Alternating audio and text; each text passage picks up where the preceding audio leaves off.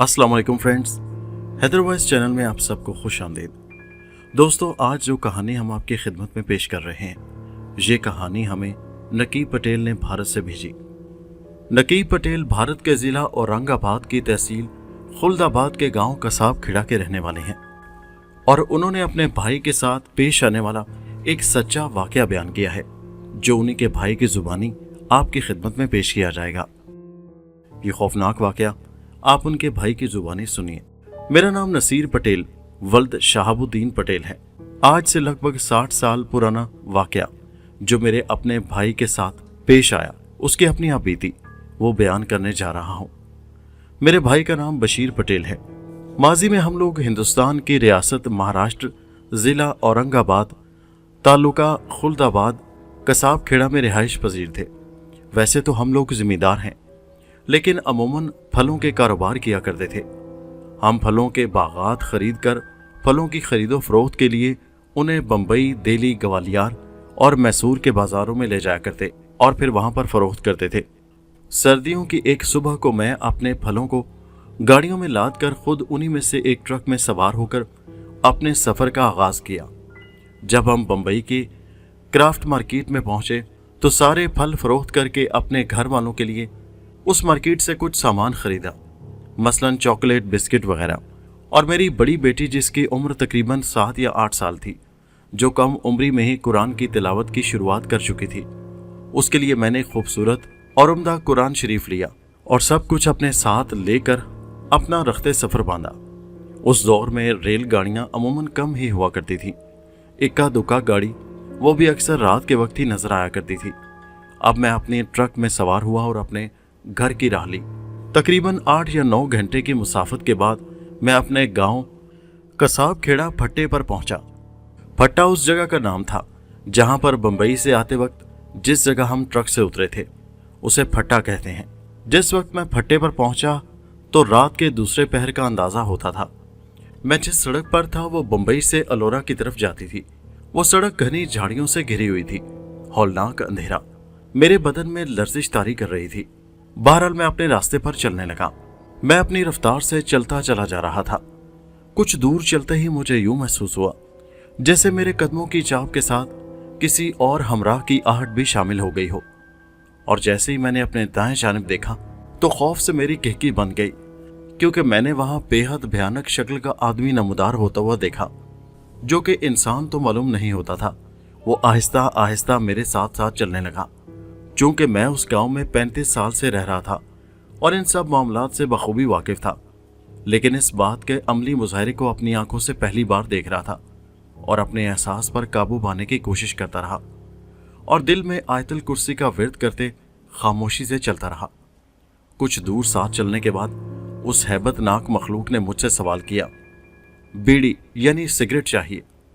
मैंने बिना कुछ जवाब दिए अपनी राह ली। चूंकि मेरे पास बेटी के लिए खरीदा हुआ कुरान शरीफ मौजूद था, तो उस गैर इंसानी मखलूक ने हद से तजावुज़ न किया और मैंने कुरानी आयात को अपनी जुबान से फिसलने नहीं दिया और अपना विर्द जारी रखा। और कुछ दूर चलने के बाद उस मखलूक ने सर कटे आदमी का रूप इख्तियार कर लिया। मुझ पर खौफ तो तारी था ही, उसे देखने के बाद मेरे पूरे बदन में सर्द लहर सरायत कर गई। बेशक मैं बहादुर था, लेकिन था तो इंसान ही। उस मखलूक का ऐसा रूप देखकर मेरे आसाब फना होने लगे। बामुश्किल मैंने खुद पर काबू पाकर तेज तेज कदम उठाने लगा। उस मखलूक ने अजीबो गरीब अशकाल बनाकर मुझे डराने की हर मुमकिन कोशिश की और काफ़ी हद तक उसमें कामयाब भी रहा। उस वक्त न जाने मेरे कौन से नेक अमाल ने मेरी हिफाजत की, मैं नहीं जानता, लेकिन मैं दावे के साथ ये कह सकता हूँ कि अगर मेरी जगह कोई और कमज़ोर दिल का इंसान होता तो अपने आखिरी वक्त पर रवाना हो चुका होता। बहरहाल मैं जिक्र इलाही को थामे हुए अपने घर के जाने बढ़ता रहा। उस जमाने में सड़कों पर रोशनी का कोई इंतजाम नहीं हुआ करता था और ये तारीक माहौल मेरे खौफ में और इजाफा कर रहा था। कुछ दूर चलने के बाद वो पुरस्रार शख्स गायब हो गया और मैंने सुकून का सांस लिया कि अब वो बला टल गई।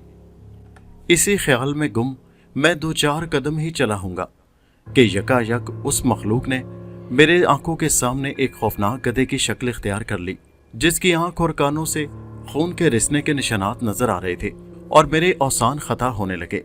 ऐसी खौफनाक शक्ल मुझे हद से ज्यादा डरा रही थी। फिर कुछ दूरी तय करने के बाद वो मखलूक दोबारा गायब हो गई। फिर मैं अपनी मंजिल की राह पर चल दिया। कुछ दूर चलते ही मेरे कदम रुक गए, जैसे कि वहीं दब कर रह गए हों, क्योंकि जो मैं देख रहा था, जिसे देखकर मेरे बदन का सारा खून खुश्क हो चुका था, उस हैबतनाक मखलूक ने एक भयानक और दहशतनाक कद आवर शेर का रूप इख्तियार किया, जिसे देखकर मुझे लगा कि अब मेरी मौत तय है। मैंने खुद को काबू किया और अब बाकायदा ऊंची आवाज में आयतल कुर्सी का विर्द शुरू कर दिया और अल्लाह का नाम लेकर उस शेर के पीछे से निकल गया। और मैं बखूबी जानता था कि ये गैर इंसानी मखलूक अशरफुल मखलूकात को महज डरा सकती है, किसी किस्म का नुकसान नहीं पहुंचा सकती। हर शैतान की अपनी एक हद होती है, जिससे आगे ना तो वो बढ़ सकता है, ना तो किसी किस्म का कोई नुकसान पहुंचा सकता है। इस हद को हम देहाती लोग आम जुबान में शियूक कहते हैं। जैसे ही मैंने शियूक के इलाके को पार किया, उस मखलूक ने ऐसी धमकीदार हैबतनाक चीख मारी जो उस इलाके के पहाड़ों को चीरती हुई निकली, और उस आवाज को सुनते ही मेरे हाथ पांव फूल गए। मैंने अपनी तमाम कुव्वत सर्फ करके खुद को काबू किया, कुरान शरीफ को सीने से लगाए बड़े बड़े कदमों से अपने घर की राह ली, और घर में दाखिल होते ही कुरान शरीफ को अपनी बीवी को सौंप कर धड़ाम से जमीन पर जा गिरा और बेहोश हो गया। मैं नहीं जानता कि इसके बाद मेरे साथ क्या हुआ। पूरे 2 दिन के बाद मैं होश में आया और लगातार 1 महीने तक मेरी यही कैफियत रही। 1 माह तक मैं डर के मारे शदीद खौफ की हालत में था। मैं रातों को डर डर कर उठने लगा। मेरे दिल की धड़कनें इस तरह की हो गई कि अब मेरा दिल बाहर को आ निकलेगा। मैं इसी कैफियत से 1 माह तक बिस्तर से लगा रहा, और मेरे वालिद लगातार 1 माह तक मुझ पर कुरानी आयात का दम किया करते थे। जो मुझ पर गुजरी है उस नाकाबिले बर्दाश्त हादसे को भूलने की तलकीन करते रहे। बफज़ले ताला मैं 1 माह के बाद सेहतयाब हुआ, और अब मैं रात की मुसाफत को तर्क ही करता हूँ।